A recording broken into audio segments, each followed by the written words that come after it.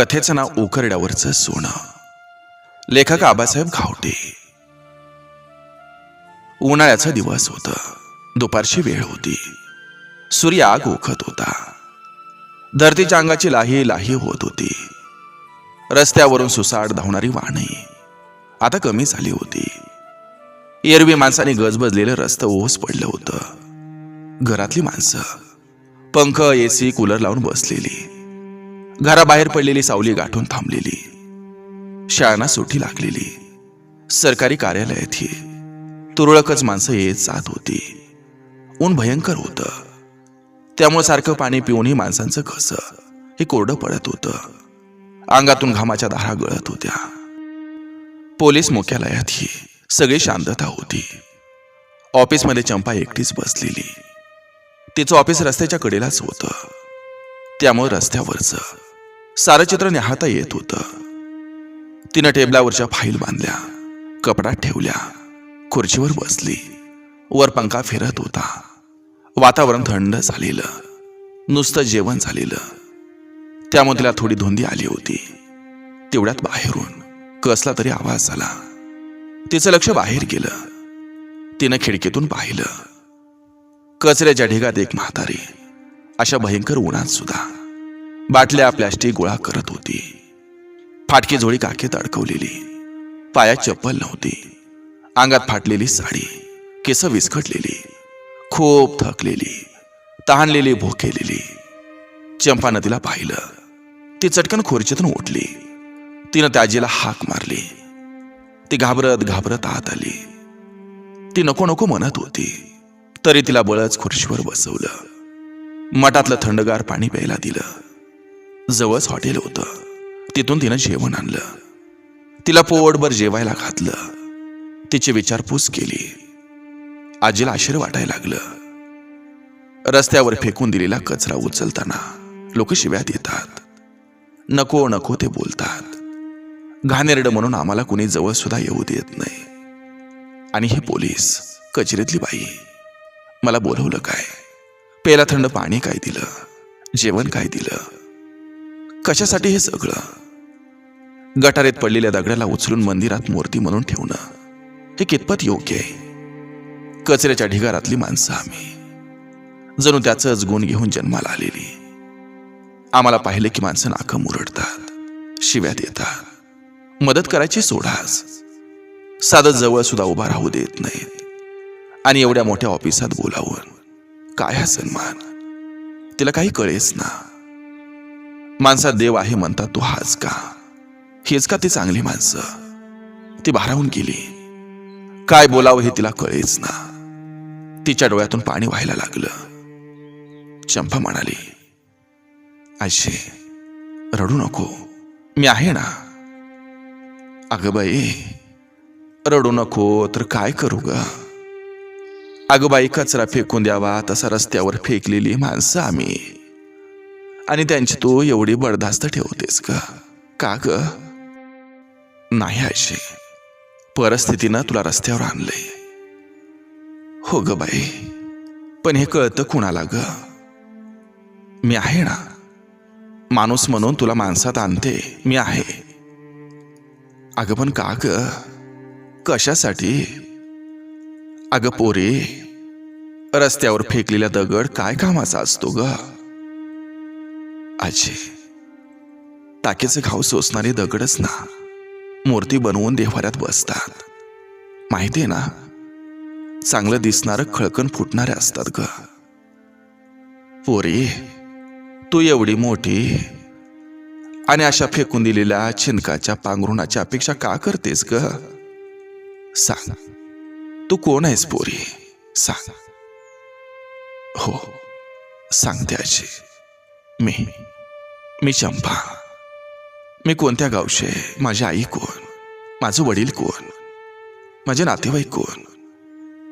यातलं मला काहीच माहीत नाही. जन्मताच माझ्या आईनं बाळोत्यात गुंडाळून मला उकिरड्यावर फेकून दिलं होतं.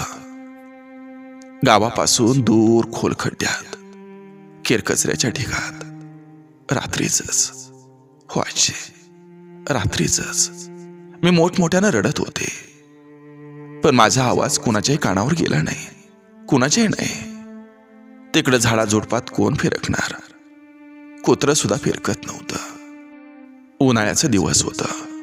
भर दुपार झाली होती. ऊन मी म्हणत होतं आणि दुपारपर्यंत अशा रणरणत्या उन्हात कोळा जीव तडपडत होता.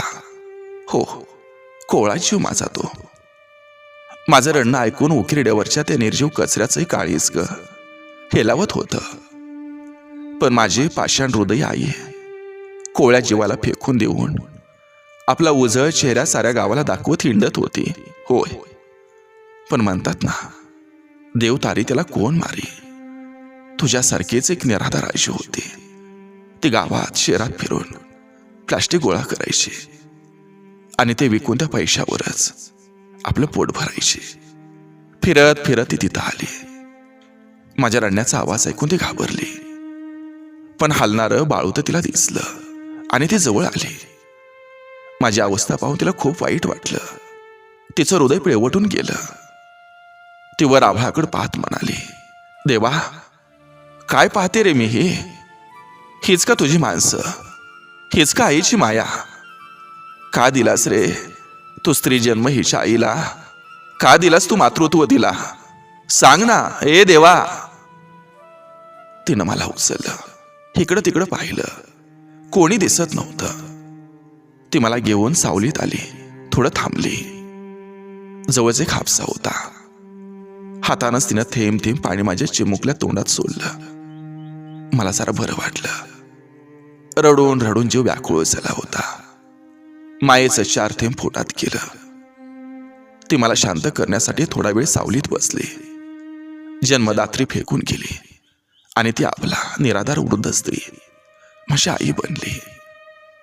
परमेश्वराच्या हे डोळ्यातून अश्रूंचा धबधब कोसळवत असाच तो प्रसंग होता. ती मला तिच्या झोपडीत घेऊन आली. शेजारणीला विनवणी करून तिनं थोडं दूध आणलं आणि गरम करून मला पाजलं. एका फाटक्या पोत्यावर बाळूत अंतरून त्यावर मला निसवलं आणि भाकर तुकडा करून खाल्ला. संध्याकाळच्या वेळी तिनं एक स्वच्छ बाळूत घेतलं आणि त्यात मला गुंडाळून घेऊन गावभर दाखवत फिरवली. ही मुलगी कुणाची आहे का? ही मुलगी कुणाची आहे म्हणून साऱ्या गावाला विचारलं. पण कोणी पुढं आलं नाही. नाही पुढं आली, ना बाप पुढं आला.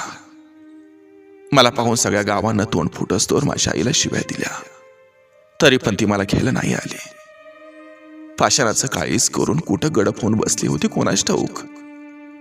सगळ्या गावभर चर्चा झाली.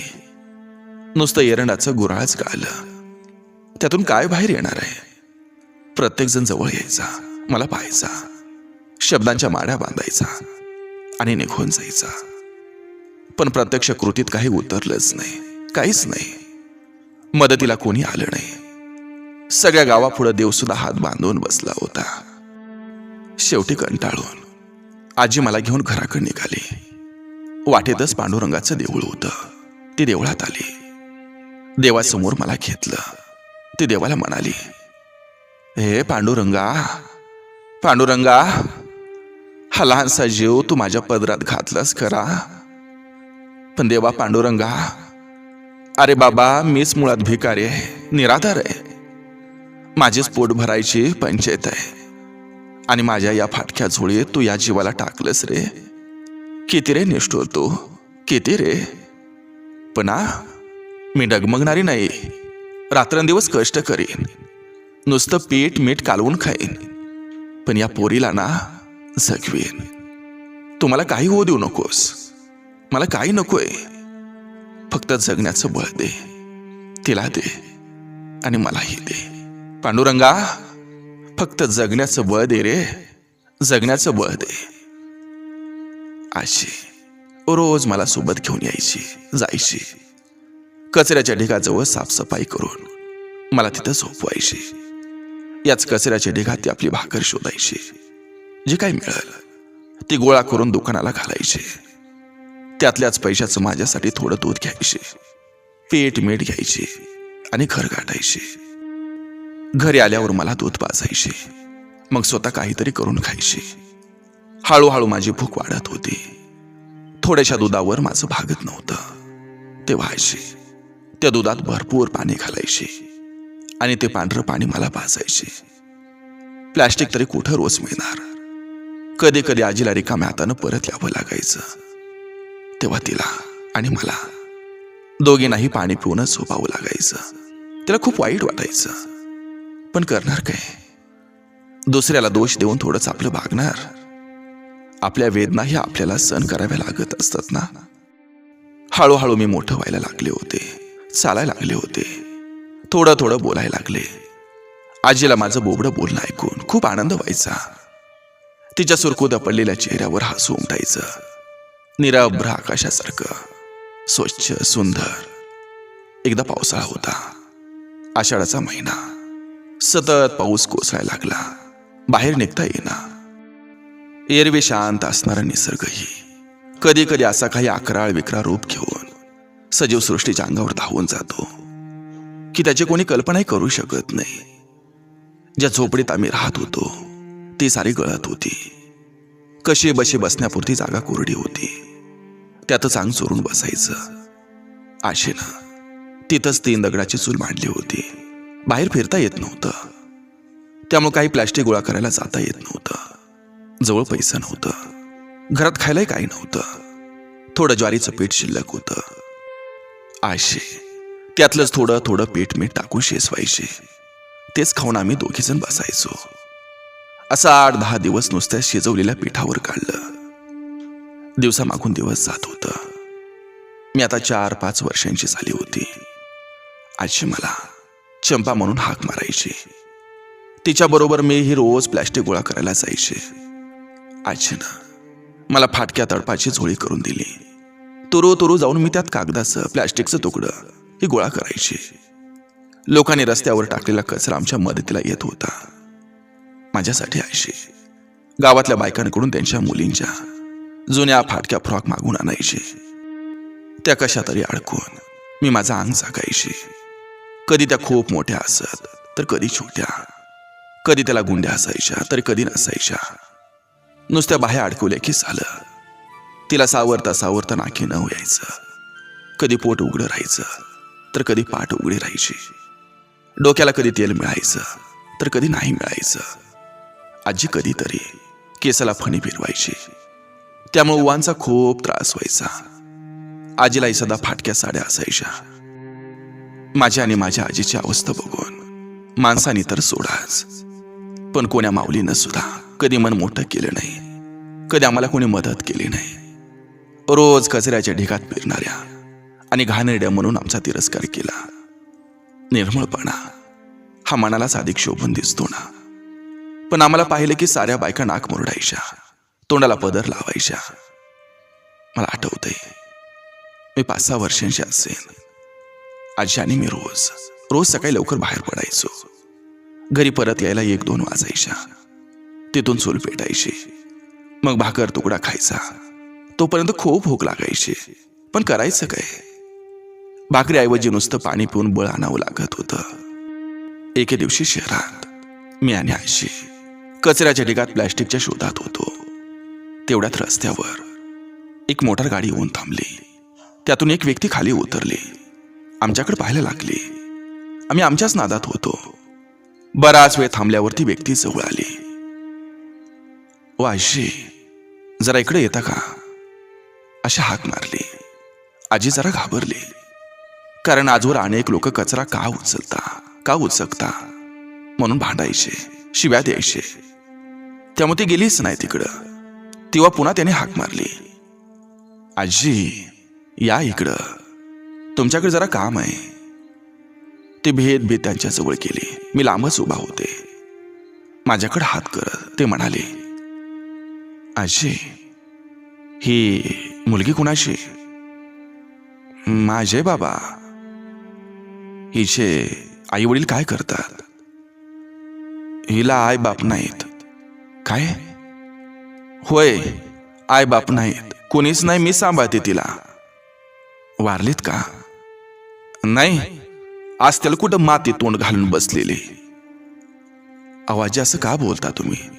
"होय बाबा, काय सांगू तुला, हिची चित्रकथा." आजी जरा त्राग्यानं बोलली, पण ते सदग्रस्त न रागावता म्हणाले, आजी, खरं काय ते सांगा मला. आजीला काहीच कळेना. हे का बरं विचारपूस करत असतील. त्याने गाडीत बसलेल्या त्यांच्या पत्नीलाही बोलावून घेतलं, माझी करुण कहाणी ऐकायला. होय, माझी करुण कहाणी. आजीनं माझी सगळी कहाणी त्यांना सांगितली. आजी सांगत होती आणि ते पती पत्नी रडत होते. आजीचे डोळं कळत होतं. माझी कहाणी ऐकली. त्याने आपलं डोळं रुमालानं पुसलं. गाडीतली पाण्याची बाटली आणून आजीला दिली त्याने. तिने ओला हात चेहऱ्यावरनं फिरवला. माझी करुण कहाणी ऐकून त्यांचं हृदय हेलावलं. त्या आजीला म्हणाले, आजी, तुम्ही ही मुलगी आम्हाला द्याल का? काय? होय, ही मुलगी आम्हाला द्याल का? आम्ही हिची सगळी सोय करतो. तिला चांगलं खायला प्यायला सगळं करतो. तिला शाळेत घालतो.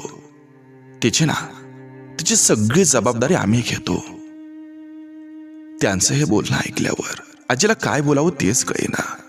हे कोण कुठले काही माहीत नव्हतं. आणि ही मुलगी द्याल का म्हणतात. लेकरही थोडीच मागल त्याला देण्याची गोष्ट आहे का?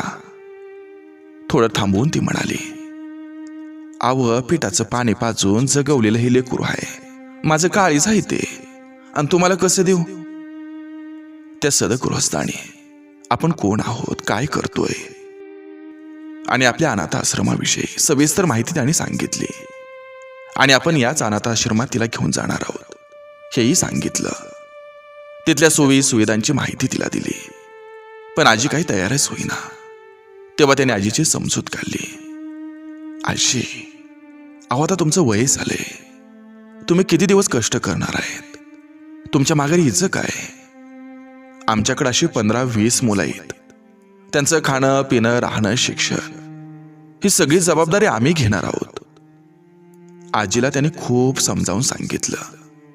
शेवटी आजीनं विचार केला, आपण पिकलं पान आज ना उद्या गळून पडणार. आपल्या माघारी या लेकराला कोण बघणार आहे? तिथं निदान पोटभर खायला तरी मिळेल. तिथल्या लेकरांसोबत शाळा शिकल, तिचं चांगलं होईल. आजी त्यानं म्हणाली, हे बघा, मला आधी तुमचा अनाथाश्रम दाखवा, मग ती लेकरं दाखवा, आणि मग मी सगळं बघून ती ठरवीन. मग एके दिवशी ते आमच्या गावात आले. गाडीत आम्हाला दोघींना घेऊन गेले.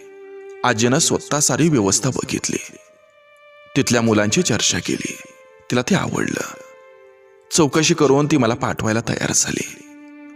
मी ना नात्याशी ना गोत्याशी, तरी आजी किती जीव लावत होती माझ्यावर. शाळा सुरू झाल्यावर ते मला न्यायला आले. मी आजीच्या गळा पडले. मोठमोठ्यानं रडायला लागले. मला नको जायला, नाही जायचं म्हणायला लागले. तेव्हा आजीनं माझी समजूत काढली. पोरी, इथं माझ्याजवळ राहून तुला आयुष्यभर कचऱ्याचा ढीग उचलावं लागतील ग. पोटाला पोटभर खायला मिळत नाही. मी फाटकी बाई. शाळा तर कशी शिकवणार ग तुला? तुझा चांगलं शिक, आयुष्याचं सोनं करून घे. हे बघ लेकरा, इथं राहून आयुष्यभर घाणीत लोळण्यापेक्षा चांगलं काहीतरी कर. मग माझा नाईलाज झाला. मला पाठवताना आजीनं मोठ्यानं हंबरडा फोडला. माझं काळीच पिळवटून गेलं. पण मला माझं भविष्य बदलायचं होतं. त्यामुळे जाणं गरजेचंच होतं. आसवांना सावरत मी गाडीत बसले. मी अनाथ आश्रमात आले. मला सगळं नवीन होतं. तिथल्या बाई मला कुठं काय हे दाखवत होत्या. मुली माझ्याकडे कुतूहलानं बघत होत्या. संध्याकाळी पहिल्यांदा मला पोटभर जेवण मिळालं. दुसऱ्या दिवशी त्याने मला लगेच गणवेश दिला. पहिल्यांदाच नवी कापड मला मिळाली. खूप आनंद झाला. मी शाळेत गेले. मला हे सगळं पाहून अवघल्यासारखं होत होतं. मी एका कोपऱ्यात एकटीच बसले होते. शाळेतल्या गुरुजीने मला जवळ बोलावलं.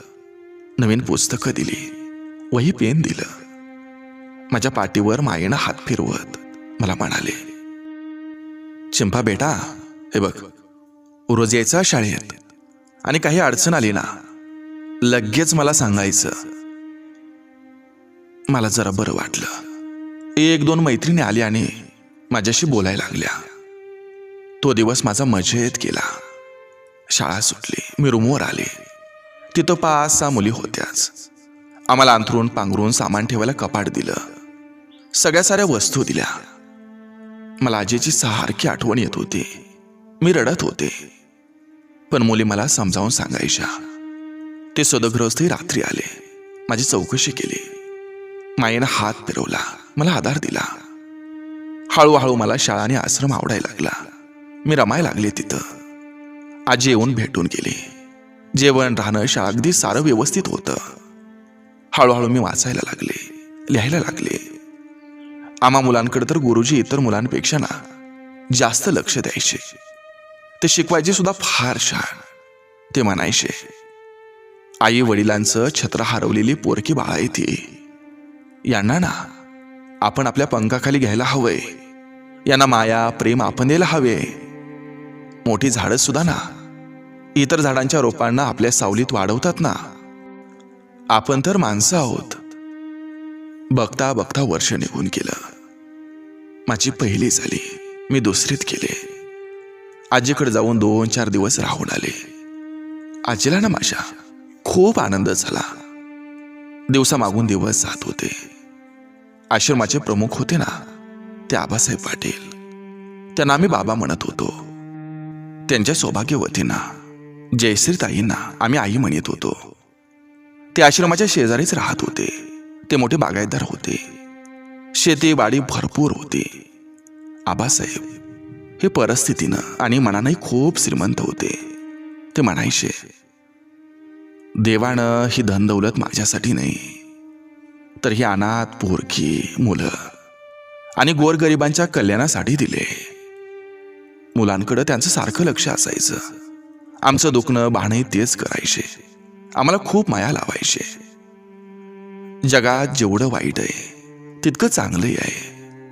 पोटच्या पोराला उकिरड्यावर फेकणारे आहे, तसंच त्याला उचलून सांभाळणारी माणसं या जगात आहेत. आमची शाळा चांगली होती. मी मन लावून अभ्यास करत होते. एक एक वर्ग पुढे सरकत होता. आपलं भविष्य घडवायचं असेल तर अभ्यासाशिवाय पर्यायच नाही याची मला जाणीव झाली होती.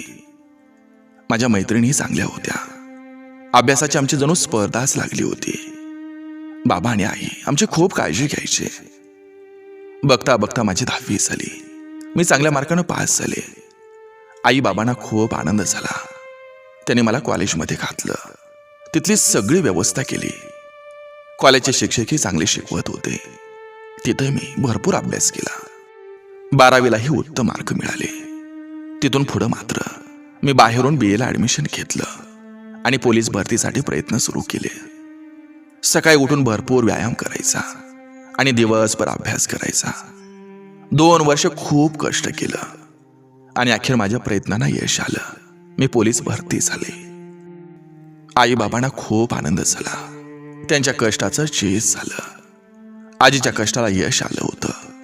मी पोलीस झालेली पाहून तिला खूप आनंद झाला. आजी आता फार थकली होती. हातपाय थरथरत होतं. माझं ट्रेनिंग सुरू होतं. आलेल्या पैशातून मी आजीला एका ठिकाणी डबा लावून दिला होता. एका महिलेला तिच्याकडे लक्ष द्यायला सांगितलं होतं. माझं ट्रेनिंग संपलं. मी पोलीस मुख्यालयात रुजू झाले. मला ऑफिस ड्युटी दिली गेली. राहण्यासाठी जवळच क्वार्टरही मिळाली होती मला. आता आजीला माझ्यासोबत क्वार्टरवर घेऊन येणार होते. पण तेवढं तिचं भाग्य मोठं नव्हतं. सुख हे तिच्या नशिबात लिहिलेलंच नव्हतं.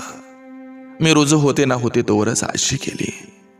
उकिरड्यावर टाकलेल्या कचऱ्याचं सोनं करून माझी आजी निघून गेली. माझा उरला सुरला आधारही गेला. आबाळाच्या छताखाली वृक्ष वाळवंटात मी एकटी उरले. होय, मी एकटी उरले. मला खूप दुःख झालं.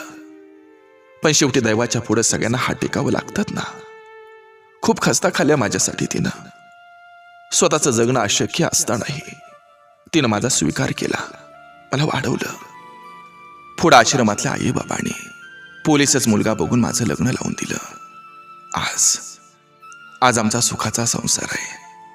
आम्ही अगदी आनंदात आहोत. चंपा हे सगळं सांगत होती. हे सगळं बोलत होती. शेजारी ऐकत बसलेल्या आजीला भरवून आलं होतं. एखादा ओहळ व्हावा तसं तिचं डोळं मात्र सतत गळत होतं. थोडा वेळ दोघेही निशब्द होत्या. आजीनं पदरानं डोळं पुसलं आणि ती सांगायला लागली, लेकरा, पोरी, मी ही थोडीफार शिकली सवरलेली, पण नीतीनं घात केला ग माझा. नवरा चांगला शिकला सवरलेला, नोकरी होती, शेतीवाडी होती, सगळं आनंदात होतं पोरी. पण तो इतक्या व्यसनाच्या आहारी गेला, इतका व्यसनाच्या आहारी गेला की त्यानं सगळी इस्टेट संपवली आणि स्वतःलाही संपवलं. काही ठेवलंच नाही त्यानं. साधं राहायला घरदार सुद्धा ठेवलं नाही. शेवटी सावकारानं मला अंगावरच्या पांघरुणाशी बाहेर काढलं. त्यानं असा इतका नाश केला की मला रस्त्यावर यायची वेळ आली बघ पोरी, रस्त्यावर यायची वेळ आली. माझे आई वडील लहानपणीच वारलेले. मलाही माझ्या आत्यानं सांभाळलं. मला ह्या बाबाच्या हवाली करून तेही मरून गेले. सांग पोरी, आता मी कुठं जायचं ग सांग. या वयात मी काम तरी काय करणार ग पोरी? काम देणार तरी कोण मला? जवळचं कोणी नातेवाईक नाही, कोणीच नाही. करायचं काय? कुठं राहायचं सांग पोरी सांग. हा टाकाऊ कचरा घरात तरी कोण ठेवणार ग? शेवटी हा हाडामासाचा देह आहे. जिवंत ठेवण्यासाठी पोटात 4 घास तरी घालणं आवश्यक असतं ना ग. म्हणून नाही इलाज असतं ही उठाठेव करते बघ, हा उद्योग करते पोरी. काय करू दुसरं? काळजाला बाण लागावं तसं आजीचा शब्द चंपाला लागत होतं. ती घायाळ झाली होती. तिच्या मनाचा बांध फुटला होता. डोळ्यातून आसवांच्या धारा गळत होत्या. कितीतरी वेळ दोघी फक्त रडत होत्या. बराच वेळ झाला होता. रडून रडून दोघी थांबल्या. चंपानं आजीला पाणी प्यायला दिलं. स्वतःला सावरत ती म्हणाली, आजी, तुम्ही नका काळजी करू. जिनं माझ्या आयुष्याचं सोनं केलं ना, ते तर आजी नाही. आमच्या घरी बी कोणी जाणतं माणूस नाही. तिचंच रूप म्हणून ना मी तुमची जबाबदारी घेते. मी सांभाळते तुम्हाला. तुम्ही नका आता काळजी करू. आता ना असलं कोणतंही काम करायचं नाही. माझी आजी म्हणून ना आता माझ्याच घरात राहायचं तुम्ही. होय, माझ्याच घरात. कचऱ्याच्या ढिगातून उचलून माझं सोनं करणारे आजी ना, आणि तुम्ही ह्या वेगळ्या नाहीत वेगळ्या. आजी रडत रडत म्हणत होती, असं कसा रे देवा, कसा देवा तू र? अस्सल भावन कशी सोनं हे, आणि तू उकिरड्यावर टाकून दिलं होतस रे. उकिरड्यावर टाकून दिलं होतस. चुकलास रे देवा, चुकलास तू.